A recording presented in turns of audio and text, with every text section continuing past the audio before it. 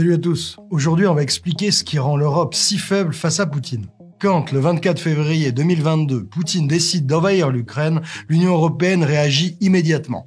Condamnation, envoi de centaines de millions de matériel militaire, sanctions économiques. Olaf Scholz a vivement condamné une violation évidente du droit international. Livraison de matériel et d'équipements pour se défendre. Nous renforçons à nouveau les sanctions imposées contre le Kremlin et ses collaborateurs. Mais il y a un mais, et il est de taille, ces sanctions économiques ne touchent pas le business du gaz russe dans l'Union européenne.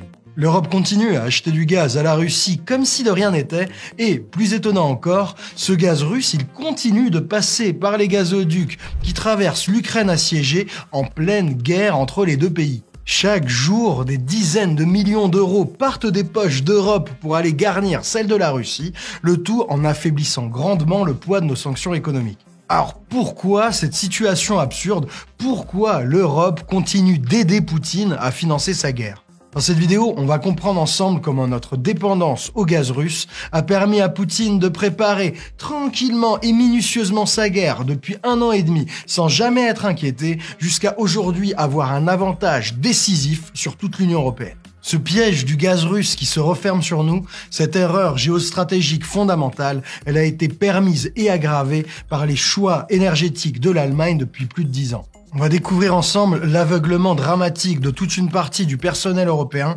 aveuglement qu'on pourrait presque qualifier de complicité ou de trahison parce qu'ils ont été nombreux à avoir été achetés par Gazprom ou d'autres grandes entreprises russes. C'est parti pour une plongée dans la géopolitique énergétique d'une Europe affaiblie, plongée dont, je l'espère, on parviendra à tirer des leçons pour faire de l'Europe autre chose qu'un nain géostratégique.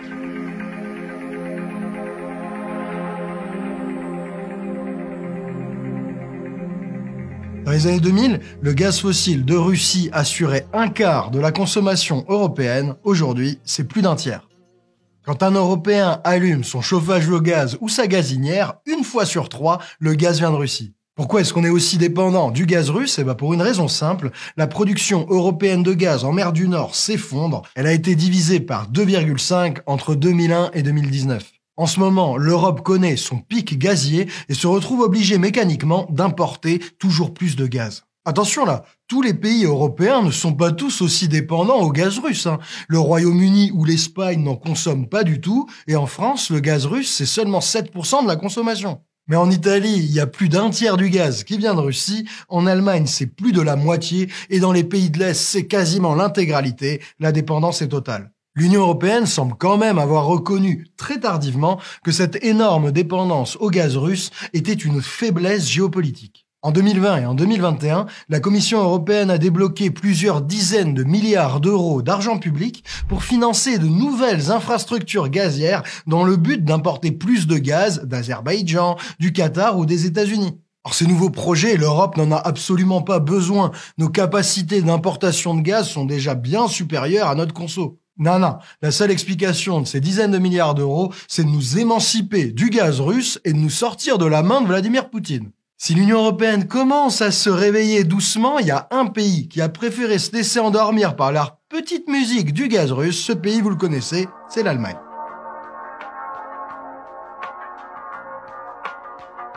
On vous l'a dit, l'Allemagne dépend à plus de 50% du gaz russe. C'est considérable et ça ne date pas d'hier. Il y a plus de 15 ans, en 2005, le chancelier allemand de l'époque, le social-démocrate Gerhard Schröder, donne son accord pour la construction de Nord Stream 1, un énorme gazoduc reliant directement la Russie à l'Allemagne via la mer du Nord. Cette décision a été prise juste avant que Schröder laisse son poste à Angela Merkel et, quelques semaines plus tard, il s'est retrouvé embauché à la tête du consortium qui pilote le projet de gazoduc pour un joli salaire de 250 000 € annuels. N'allez pas y voir une forme de corruption, ce n'est que du hasard. Nord Stream 1, c'est le premier jalon de la dépendance allemande au gaz russe. Cette dépendance a ensuite été creusée par les choix de politique énergétique de l'Allemagne après Fukushima. Après l'accident de 2011, Merkel décide que son pays doit sortir au plus vite du nucléaire, énergie pourtant bas carbone.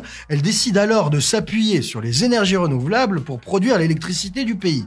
Problème, quand il n'y a ni soleil ni vent, l'Allemagne se retrouve forcée de produire son électricité avec du charbon, l'énergie la plus polluante du monde.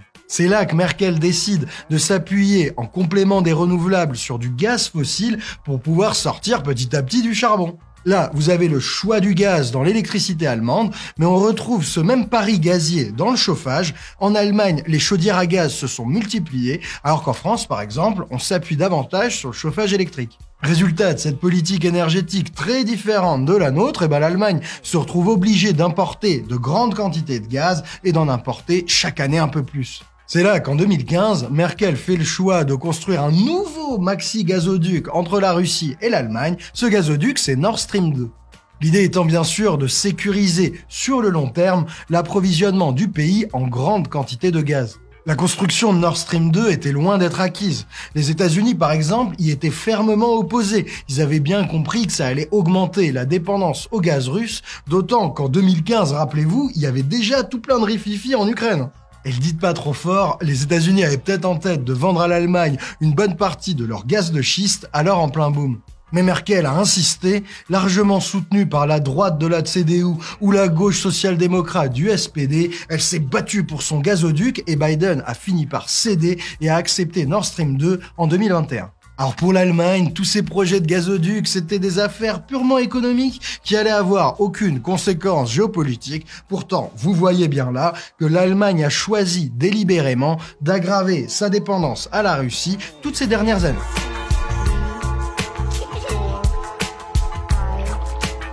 Et s'il y en a un qui a bien compris toute la vulnérabilité que crée cette dépendance, c'est bien Poutine. Se sachant en position de force, il a pu lancer tranquillement tous ses préparatifs de guerre en jouant à fond la carte du gaz, et vous allez voir, il a été malin. En hiver 2021, Poutine décide de resserrer les robinets des gazoducs, l'approvisionnement diminue d'un quart par rapport à l'hiver 2020. Et sur les 7 premières semaines de 2022, c'est encore pire, les livraisons en gaz russe ont baissé de 37%. Face à cette pénurie de gaz russe, l'Europe s'est appuyée au maximum, autant qu'elle pouvait, sur les autres fournisseurs de gaz. Les livraisons de gaz liquéfié par les gros bateaux méthaniers qui viennent des États-Unis ou du Qatar, elles ont augmenté de 63% par rapport à l'année dernière. L'Europe s'est démenée autant qu'elle pouvait, mais le compte n'y était pas. Conséquence de cet approvisionnement en berne, l'envolée des prix du gaz. Partout en Europe, les factures de gaz ont explosé, tant pour les particuliers que pour les industriels. Tout ça a aussi bien secoué les gouvernements en place. Et là, accrochez-vous, comment Poutine justifie ça? Il nous explique qu'il a pas fait exprès, que les Russes ont besoin d'un peu plus de gaz en ce moment, que les stocks c'est pas facile et donc il est obligé de baisser les livraisons de gaz vers l'Europe. Les politiques, les médias, tout le monde gobe ce narratif, et même nous, voilà ce qu'on en disait dans cette vidéo sur le gaz qui date de début octobre. La Russie, elle, c'est un peu différent. Elle est soupçonnée de jouer la montre avant l'ouverture du gazoduc Nord Stream 2, made in Gazprom, qui la reliera directement à l'Allemagne et que les États-Unis essayent de retarder. Et d'un autre côté, elle fait face sur son propre territoire à une demande de gaz plus importante que prévu et à des réserves en baisse. Bon, faut le reconnaître, on s'est quand même à moitié fait berner par le bullshit de Poutine.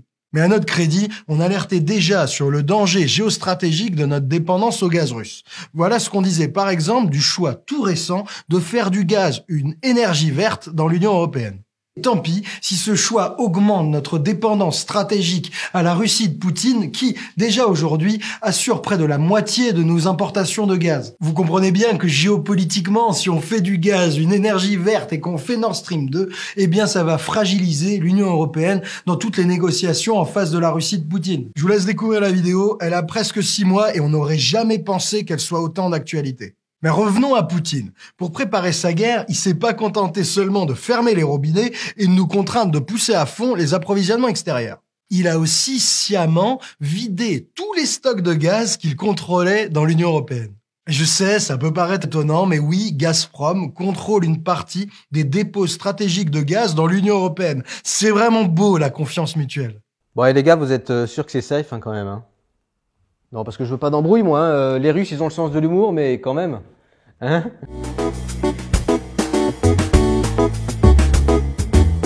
Depuis le début de l'année 2021, Gazprom a divisé ses stocks par 6. Boum! Conséquence, des Russes qui vident les stocks, les stocks de gaz en Europe n'ont jamais été aussi bas depuis 2015. Quel est le résultat de tous ces préparatifs de guerre? Sans stock de gaz et avec tous les fournisseurs non russes qui sont déjà poussés au maximum, l'Union européenne se retrouve avec 0 marge de manœuvre pour s'émanciper du gaz russe. Et, bonus non négligeable, Poutine a aussi donné un avant-goût à tous les dirigeants européens de ce que ça pouvait leur coûter, à la fois politiquement et économiquement, de manquer de gaz. C'est dans ce contexte, où il tient l'Europe par la peau du gaz comme jamais, que Poutine décide d'attaquer l'Ukraine.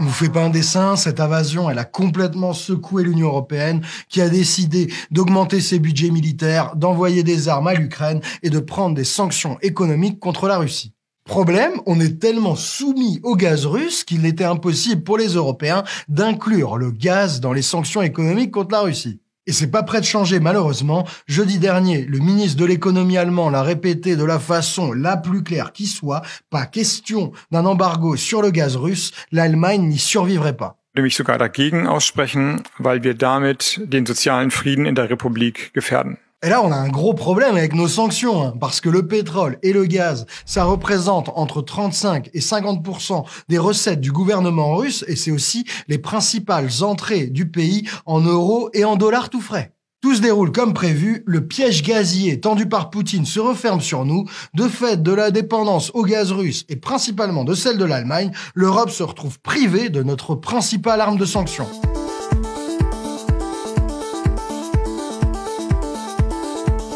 Que doit-on craindre? D'abord que les sanctions ne marchent pas et que Poutine continue tranquillou à pilonner les Ukrainiens. Tant qu'on se prive de notre principale arme de levier économique, on voit pas trop comment, à moins d'une défaite militaire sur le terrain, la Russie déciderait magiquement de retirer ses troupes. Mais c'est même pire que ça. La dépendance européenne au gaz russe, c'est un énorme levier de négociation pour Poutine, une énorme bombe qu'il peut amener quand il veut sur la table des négociations. On imagine bien le genre de menace. Qu'est-ce que vous allez faire si la Russie réduit à zéro les livraisons de gaz à l'Union européenne? Vous êtes vraiment prêt à vous priver de gaz juste pour les Ukrainiens? Alors évidemment, rien ne dit que Poutine ira jusque-là et qu'il mettra sa menace à exécution. Ça lui ferait perdre un sacré paquet de pognon. Dites-vous que 1 mois de livraison de gaz russe à l'Union européenne, c'est 2,5 milliards d'euros. Et 2,5 milliards d'euros par mois, tout ça c'est avant l'explosion des prix du gaz fin 2021. Là, vous allez me dire, la Russie a déjà fermé ses robinets de presque 40%. Du coup, ça montre que la Russie est déjà prête à perdre du pognon. Mais là, il y a un truc vicieux. Avec la hausse des prix du gaz, Poutine, il peut baisser les volumes exportés tout en gardant à peu près les mêmes recettes, puisque tout le gaz qu'il vend, il le vend beaucoup plus cher. D'accord, face, je gagne, pile, tu perds, entendu? Oh, pile, tu as perdu. Allez, et sans rancune, hein? Mais attendez, si Poutine coupe vraiment à zéro les livraisons de gaz, ce petit jeu, il marche plus. Là, les recettes, elles s'effondrent. Là, vous avez le risque côté Poutine. Ok, il peut diminuer les livraisons, mais les arrêter totalement, c'est peut-être tendu. Mais du côté européen, là, ce scénario gazoduc complètement fermé, il fait très très peur. Pourquoi? Parce que l'Europe doit absolument être livrée en gaz. Déjà parce que, sans ces livraisons, les prix vont tellement augmenter que la situation va devenir intenable pour tous les peuples qui sont quand même obligés de se chauffer. Là, vous pourriez me dire, ok, mais on s'en fout, l'hiver est passé. Attention là à ne pas fanfaronner trop vite. Le gaz, il ne nous sert pas uniquement à nous chauffer. Le gaz, c'est 20% de l'électricité européenne et c'est aussi utilisé dans l'industrie et particulièrement dans l'industrie des engrais.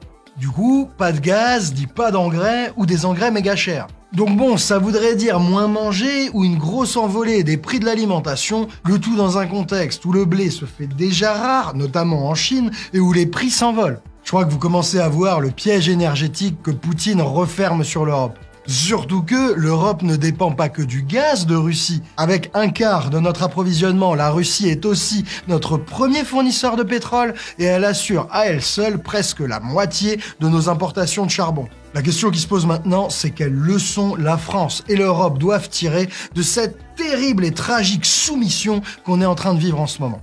Alors déjà, on comprend que dépendre que d'un nombre resserré de fournisseurs pour des matériaux essentiels, ça veut dire se mettre dans une position de faiblesse géopolitique.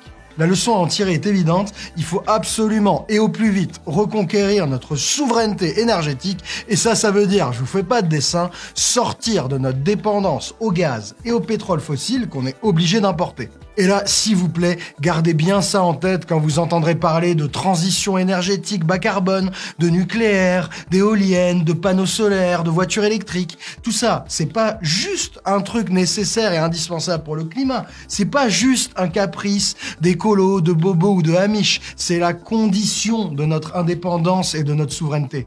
Réussir cette transition énergétique, c'est la condition pour ne pas rester éternellement un nain géopolitique qui se fait marcher dessus. Alors bien entendu, avec cette transition énergétique bas carbone, il faudra faire méga attention à ne pas nous rendre dépendants d'un nouveau fournisseur en situation hégémonique. Super, on sera moins dépendant de la Russie, mais si c'est pour être dépendant des États-Unis ou de la Chine, qu'est-ce qu'on a gagné ?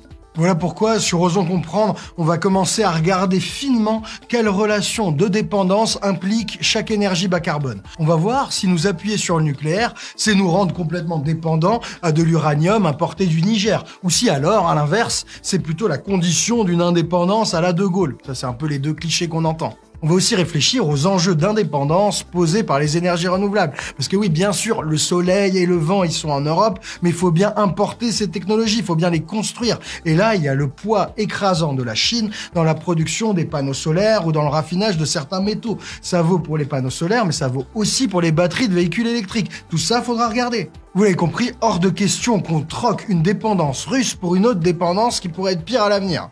Face à ces dépendances en matériaux absolument stratégiques, le Covid, ça a été un premier choc. Pénurie de masques, pénurie de certains médicaments, maintenant pénurie de semi-conducteurs ou pénurie de bois. Le Covid nous a fait sentir que la mondialisation en open bar, la production de choses absolument essentielles à l'autre bout du monde, c'était pas sans risque. À cet égard, la guerre en Ukraine, c'est une douloureuse piqûre de rappel qui risque de frapper de plein fouet les économies européennes dans les prochains mois. Et là, comme d'hab, ça va être les plus fragiles qui vont trinquer en premier. C'est les premiers qui vont perdre leur job dès qu'il y aura un petit choc dans l'économie. C'est ceux qui vont souffrir le plus du froid et de la faim. Je pense qu'on a tous besoin de bien comprendre ces enjeux de dépendance pour les connecter aux choix énergétiques, aux choix politiques qui ont été faits dans ces dernières années, pour mieux s'attendre à ce qui va nous arriver dans les prochains mois et puis pour ne pas taper inutilement sur des mauvais boucs émissaires. Je vous invite vraiment, si la vidéo vous a plu et que vous le souhaitez, à partager au maximum cette vidéo. Notre travail, nos vidéos, elles ne sont montrées dans les algorithmes que si vous les partagez, si vous les likez, si vous commentez. Quant à nous, on va se tenir informés sur ce conflit et on compte faire à l'avenir plusieurs vidéos pour en décoder certains aspects parfois pas vus par les médias. Du coup, si vous voulez pas rater ce contenu, n'hésitez surtout pas à vous abonner sur Facebook, sur YouTube et à cliquer sur la fameuse cloche. Vous avez entendu ça 1000 fois, mais je vous jure, ça prend que quelques secondes et ça vous aidera à ne pas rater notre travail. Moi, je vous dis à bientôt sur Osons Causer ou sur Osons Comprendre là pour nos vidéos sur l'indépendance énergétique. En attendant, prenez soin de vous. À très vite les amis. Ciao.